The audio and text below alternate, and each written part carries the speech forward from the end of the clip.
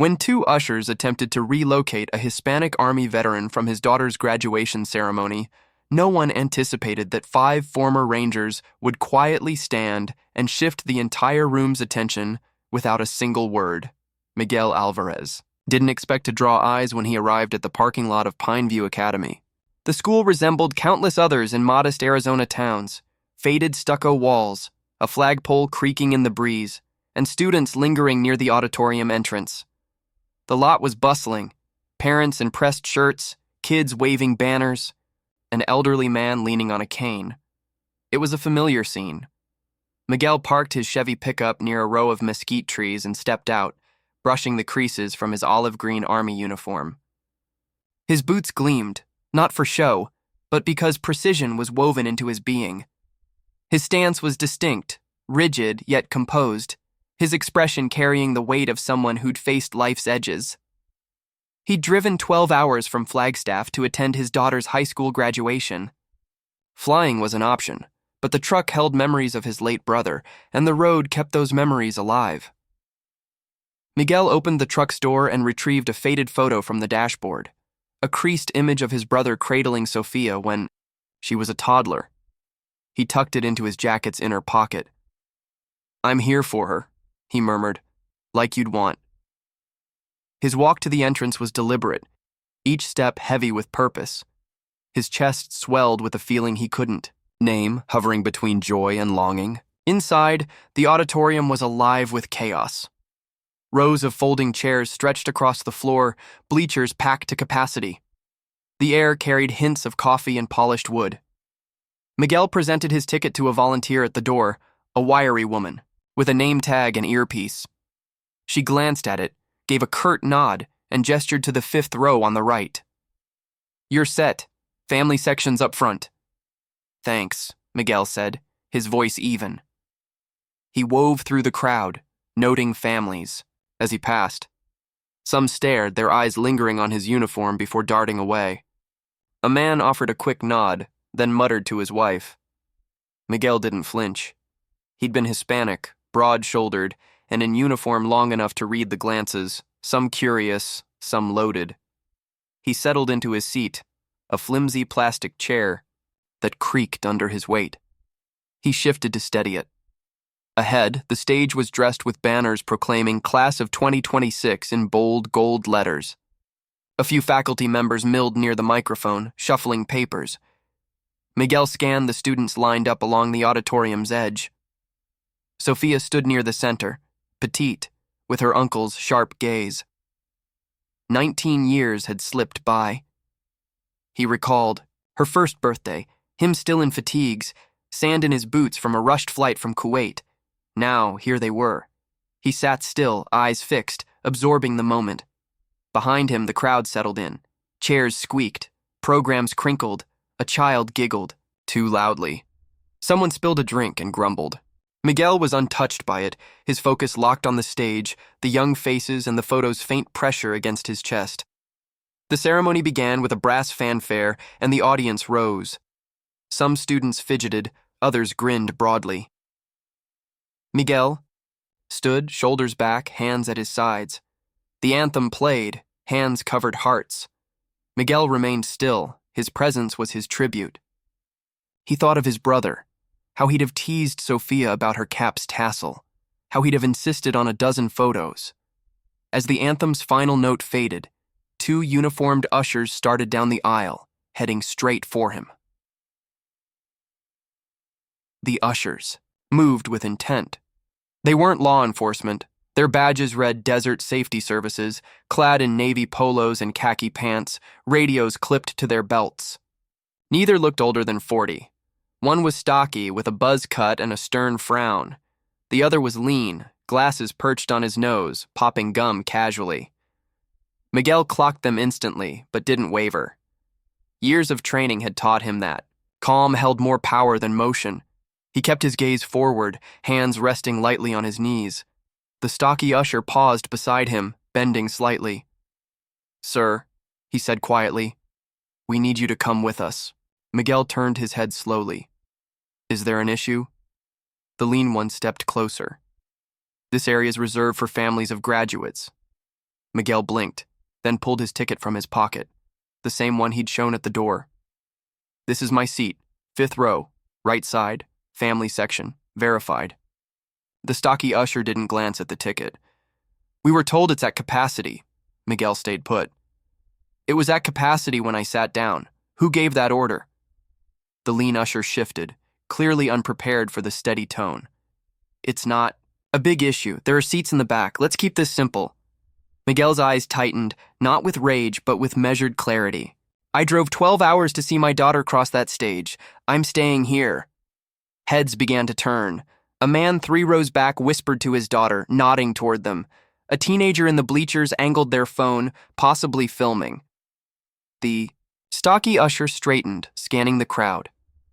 "Sir, I'm asking one more time." "Ask as long as you like," Miguel said, his voice quieter, firmer. "I'm not moving." The lean one clicked his tongue. "You'd probably feel better in the back. That's all we're suggesting." There it was. Miguel met his eyes fully. The words weren't about seating. They carried a weight he'd felt before. In offices, on buses, at checkpoints, always veiled, always present. He didn't answer. The air grew heavy, the kind of shift when a boundary's been crossed. The stocky usher sensed it, fidgeting with his radio, muttering into it while holding Miguel's gaze. Miguel sat, eyes forward, as if the exchange was over, because for him it was. An older man beside him, weathered and tan, leaned over and whispered, "Don't let them push you." Miguel gave a single nod, silent. He wanted no spectacle, only to see his daughter graduate, like any parent. But the ushers persisted. The lean one spoke again, softer. "Look, if you've got a problem, take it to the school office. We're just following orders." Miguel turned to him. "Got a name?" The usher hesitated. "It's Officer Torres." "Not officer," Miguel said. "You're private security," the stocky one cut in. "Enough. If you don't get up..." He stopped short as the auditorium door creaked open and 5 men entered. No insignia, no name tags, just steady postures, broad shoulders, and eyes that had seen worse than tense stares and bad decisions. They didn't enter as a group, slipping, and one by one taking seats apart as if unconnected, but a keen observer would notice their mirrored movements, their shared vigilance. Miguel didn't look back. He knew who they were. The ushers didn't, not yet, but they'd soon learn. Miguel kept his eyes on the stage, jaw still, mind sharp. He wasn't angry, but a switch flipped inside him, one reserved for endurance, for focus under fire. The ushers lingered, their presence less about duty and more about asserting control. They didn't grasp that Miguel had faced stakes far beyond a crowded auditorium with plastic chairs and a crackling sound system. A student's name was called, and polite applause followed, but nearby eyes drifted from the ceremony. They watched, the standoff, feigning disinterest. The lean usher, Torres, shifted his weight, leaning closer, voice hushed. "I'm doing you a favor here. This doesn't need to escalate." Miguel's gaze flicked to him. "You don't have that kind of favor to give." A pause. Torres eased back, rethinking his approach. The stocky one, Perez, according to his badge, was bolder, less patient with defiance. His hand hovered near his radio again. A few rows back, a man rose slowly, unnoticed at first. He said nothing, just folded his arms, eyes piercing, tall, lean, gaze steady. He sat near the aisle, still watching. Another man stood across the auditorium, same calm intent. Then a third. Silent, they needed no words. Miguel knew them all, his instincts needing no confirmation. He'd guided these men through dust, bullets, and shadows thicker than most could fathom. Perez leaned down, his tone sharper now. "You're turning this into something it doesn't need to be." Miguel turned deliberately. "And you're not hearing me." Perez's hand twitched toward the radio, but a voice cut through from 12 feet away. "Why's this man being bothered?" It was calm, clear, the kind of voice that commands by dropping low, silencing the room. It came from a man in the main aisle, broad, with a graying mustache and a dark blazer over a white shirt. His name was Luis Navarro, the one Miguel had carried through a hail of shrapnel in Fallujah, dragging him across 400 yards of rubble. Perez looked up, startled. "Who are you?" Luis stepped forward once. "I asked you a question." Torres raised a hand. "Sir, we've got this handled." "No," Luis said, voice cutting. "You don't." Another man stood in the far bleachers, then another. 4 now. Miguel stayed seated, silent, steady. The right side of the auditorium was now openly watching. A girl pointed. A teacher tried to redirect focus to the stage, but the diplomas were forgotten. Luis took another step. "You're making fools of yourselves, and you're one move from making it worse." Perez glanced at Torres, whose confidence was fading fast. They hadn't expected this kind of support. "Your orders don't matter," Luis said. "You don't touch him. You don't tell him to move. You stop asking." The auditorium's silence was taut, born not of fear, but of respect, growing as more realized what was unfolding. Miguel looked at Luis, giving a faint nod, simple acknowledgement. Luis's gaze softened briefly, then he sat, arms crossed. The tension lingered, and the crowd waited for the usher's next move. The auditorium blurred in Miguel's mind, stage, banners, faces fading. His eyes stayed open, but memory pulled him back 17 years to Iraq. Late evening in Fallujah, the sun sank like molten lead, turning the dust to ash and the air to... Miguel, a staff sergeant then, had just briefed his squad when chaos erupted. An RPG hit their convoy, flipping the lead vehicle like paper. Debris fell before screams could rise. Then gunfire, precise, relentless. Miguel didn't pause. He acted, diving behind a shattered wall, scanning the wreckage. Smoke choked the air, but he saw 5 men trapped behind a burning truck. Most were pinned. One tried crawling, dragging another by the collar. That was Luis Navarro, 4 months in country, shrapnel in his shoulder. Miguel ran, no hesitation, no call for backup, crossing open ground under a hail of bullets, sliding beside a twisted fender. Luis looked up, blood streaking his cheek, gasping. "You're hit," Miguel said.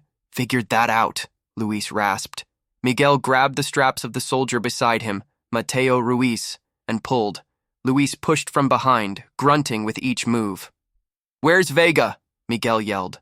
Luis pointed. Faintly. "Right side under the chassis." Miguel spotted him, a young ranger, leg caught under a steel beam, shouting but too weak to move. Without stopping, Miguel told Luis, "Stay low, move when I do." Luis nodded, seeing leadership in action. Miguel dashed across, boots crunching, stone and bone sliding to Vega. He gripped the beam's edge, it didn't budge. "Sarge, leave it," Vega gasped. "I'm fine." "You're not staying."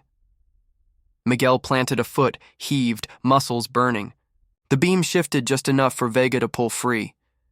They scrambled back, bullets snapping overhead. Luis returned with Ruiz, limping. 2 others, Kim and Holt, followed, faces smeared with soot, rifles ready. When the gunfire ceased, there were no shouts, just breath and silence. All 5 lived. Miguel stayed on watch until the medevac arrived, silent but steady. Luis never forgot. None of them did. From that day, if Miguel needed them, they'd show, no questions asked. Back in the auditorium, Luis sat, eyes locked on the ushers near Miguel. He wasn't dwelling on war, but on loyalty. The man who'd carried him from death was now being hassled at his daughter's graduation. His hands tightened. Another ranger, Javier Soto, took a seat 6 rows back. Then Ethan Park settled near, the left bleachers. No words needed. Miguel glanced back briefly, meeting Soto's eyes. Enough said. The ushers didn't grasp the weight of those glances, but they'd learn if they pushed further. The ceremony continued on the surface, names called, applause scattered. But eyes drifted to the 5th row, right side, where Miguel Alvarez sat, unmoving, and 2 ushers stood, uncertain. Perez looked to the front, where a faculty member signaled nervously, mouthing words and pointing subtly. Perez shook his head, unwilling to back off. His pride wouldn't let him. Torres shifted, gum-chewing slowing, clearly uneasy but still there. "Sir," Perez said, louder now, "this is your final notice." Miguel didn't stir. "To do what, exactly?" Perez leaned in, his belt grazing Miguel's knee. "To stop!" Causing a scene. "We don't want trouble. Just move to the back." Miguel met his eyes. "You're the one making trouble." Perez's jaw clenched. Then it came. "You think that uniform makes you special? This is a school, not your barracks." A hush spread. A boy stopped fidgeting. A woman with a camera paused. Even Torres stepped back, the words landing heavy. Miguel didn't blink, breathing to stay anchored. "Walk away." Perez didn't. His hand rested near his belt, not on a weapon, but close enough to hint at threat. That's when Luis stood, slow, deliberate, stepping into the aisle like it was his matter now. The auditorium hushed further. Luis's voice cut through. "Touch him and you deal with me." Perez turned. "Who are you?" Luis stepped closer. "The man telling you this stops now," a faculty member whispered to the principal. An aide moved to the back, likely radioing for help. The staff sensed this wouldn't fade quietly. More Rangers rose, scattered across the room. No signal, just instinct. All 5 stood now. Perez looked around, realizing this wasn't just an upset parent. These men didn't waver. Their presence was like a storm's edge. Luis closed the gap. "2 choices. Leave now, or this goes somewhere you won't like." Torres's voice broke. "Let's ease up, man." Perez hesitated. Miguel spoke, not to Perez, but to Luis. "Save your words. He's made his choice." Luis didn't grin, his voice low. "Don't confuse quiet for weakness." Perez finally stepped back, just enough, hand falling from his belt. His face flushed, but he was outmatched. The principal appeared, speaking quickly to the ushers. Her words were soft but firm, sending them toward the rear exit. They avoided eye contact as they left. Miguel exhaled slowly. Luis sat, silent. All 5 Rangers remained standing, the moment still charged. Sofia Alvarez watched it all from the student lineup, hands tight at her sides. She stood near the middle, between a boy with a crooked cap and a girl adjusting her sash. They tried to focus on the ceremony, whispering jokes, checking name cards, but Sofia's world was elsewhere. She'd seen the ushers approach her father after the anthem. At first, she thought it was routine, maybe a seating mix-up, but her gut said otherwise. She saw her dad's stillness, composed yet unyielding. She'd seen that look before, at 13, when she came home upset after a classmate's cruel words. Her dad hadn't yelled then either, just sat with that same steel-like calm. Sofia watched from her spot, unable to hear, but reading the tension. She saw the ushers too close. Her father unmoving, then a man stand, a broad figure in a dark jacket, positioning himself like a shield. She knew he wasn't just a parent, he knew her father. Then others stood, one by one. It wasn't loud, but the room's energy shifted. Sofia's pulse quickened, not fear, but a mix of pride and fury. She'd heard fragments of her dad's service, never the brutal details, just snippets. A friend's annual letters, a scar from a desert, a crate in the attic labeled Fallujah, never opened. She didn't know their names or faces, but now they were here, standing like they'd always been ready, like her dad's shadow never faded. Sofia blinked back tears, refusing to cry here. The line moved, names were called. Applause resumed, hesitant, as if the room was restarting. But it wasn't the same. It wasn't about banners or caps now. It was about honor. An aide tapped Sofia's shoulder, saying something she missed. She nodded. A classmate whispered, "That your dad?" Sofia didn't speak. She didn't need to. The auditorium had seen it, and everyone knew what kind of man Miguel Alvarez was. Luis stayed standing, not seeking attention, just watching Miguel, still in his creaky chair, hands on his lap, eyes on the stage like nothing had happened. But something had. The other rangers stood too, not posing, just there. Their silence outspoke any speaker system. Some parents clapped louder now, trying to erase the earlier strain. The auditorium felt alive, awakened by a wrong, steadied by respect. Miguel sat. Not defiant, not bitter, just there, a father watching his daughter step into her future. But the real moment was coming, when Sofia's name would be called, and the room would feel it. The line sped up. Students adjusted caps, shared nervous laughs, but Sofia was elsewhere.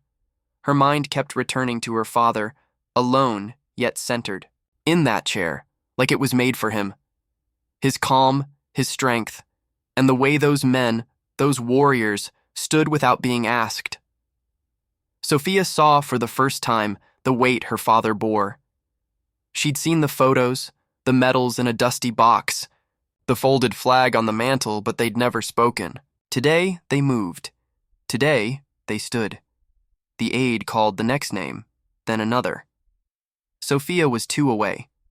She wiped her hands on her gown, steadied her breath. The boy ahead turned, smiling nervously. Ready? Sofia gave a small smile. More than you think. She stepped forward. Across the auditorium, Miguel leaned forward, eyes glued to the stage. He didn't clap for each student. Not rudeness, but focus on the girl in the navy robe with gold cords who carried her uncles. Spark when she laughed. One name, another, then the announcer paused, voice heavier. Miguel Alvarez.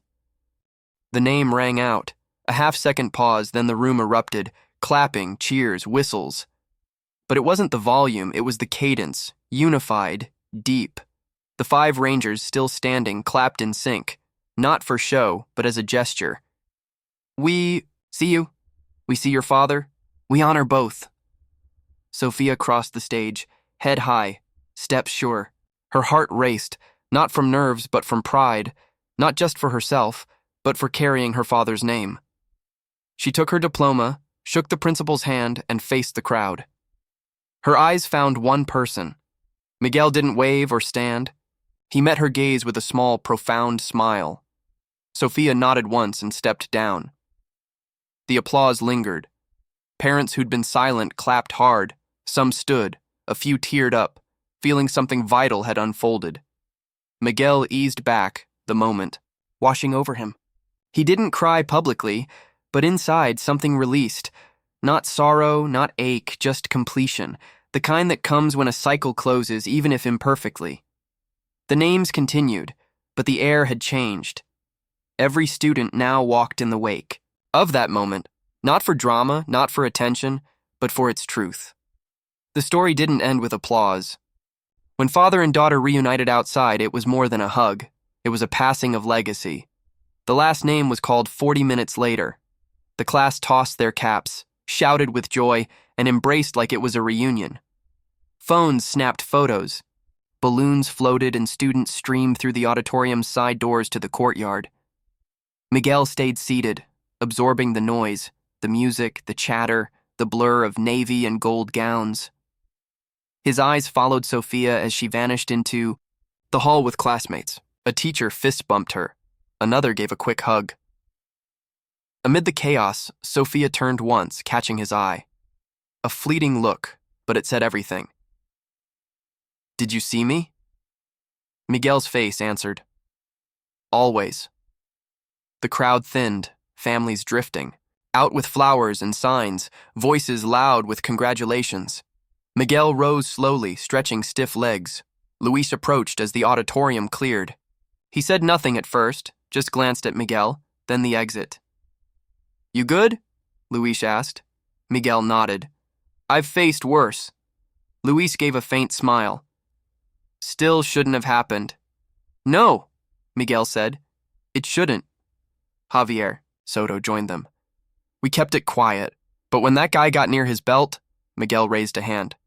You did what was needed. That's enough. They stood a moment longer, letting the room's noise fade.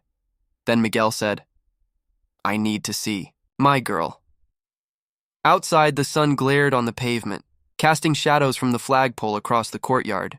Students gathered in groups, tossing caps, snapping photos, shouting to family. Sofia stood by a bench, gown unzipped, diploma in one hand, phone in the other. Seeing her father, she paused mid-chat, the crowd fading away. They met halfway. Sofia spoke first. "You okay?" Miguel nodded. "You?" "Yeah," Sofia said, then looked down. "They tried to move you." "I saw." Her jaw tightened. "I was ready to leave that stage, Dad. I was about to speak up." Miguel rested a hand on her shoulder. "That's why you didn't." Sofia looked up. "What?" "You knew I had it, and you owned your moment like an adult. You didn't let them take it." Sofia held her breath. "Who were those men who stood?" Miguel glanced back. The 5 rangers were near the exit, talking softly, watching without seeking attention. "Men I fought with," Miguel said. "Men who know loyalty." Sofia nodded slowly. "That was strong." "It was needed," Miguel said. "Sometimes silence speaks louder than words, and standing without talking says more than 1,000 speeches." They stood side by side, not just parent and child, but 2 souls bound by something unspoken, lived. Across the courtyard, Luis C. raised a hand. Not a wave, a sign of respect. Sofia returned it instantly. The sun climbed, but for the Alvarez family, time slowed. One final lesson waited, yet to be voiced. Most families had left when Miguel and Sofia reached the parking lot.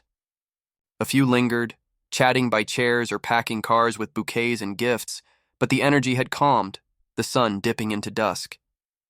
Miguel unlocked the Chevy, the truck his brother drove to Sofia's recitals and desert camping trips. Sofia paused at the door, tracing a dent on the handle. "He'd have been the loudest today," she said softly. "He'd have made you.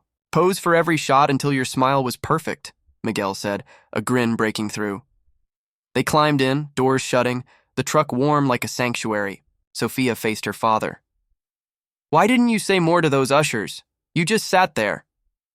Miguel tapped the wheel, then turned. "I don't need to stand to prove who I am or shout to be heard."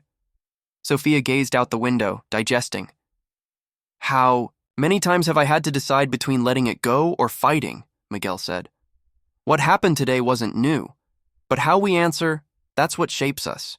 "They disrespected you," Sofia said, "in front of everyone." "Yes," Miguel said, "and everyone saw. But they also saw the truth. 5 men who could have been anywhere else stood up, not because I called, but because they knew what it meant." Sofia absorbed it. "Sofia," Miguel said, "life gives you 100 chances to lash out, and sometimes anger's fair. But silence cuts deeper. Dignity lasts. That's what stays with people." He pulled the photo from his jacket. Sofia, as a toddler, her uncle holding her. "I carried this through Fallujah, through losing your uncle, and here today, not for strength, but to remind me what's worth guarding." Sofia's voice softened. "You always knew who'd stand by you." Miguel smiled. "I didn't need to know. I trusted. Real people don't fade when it's tough. They show up."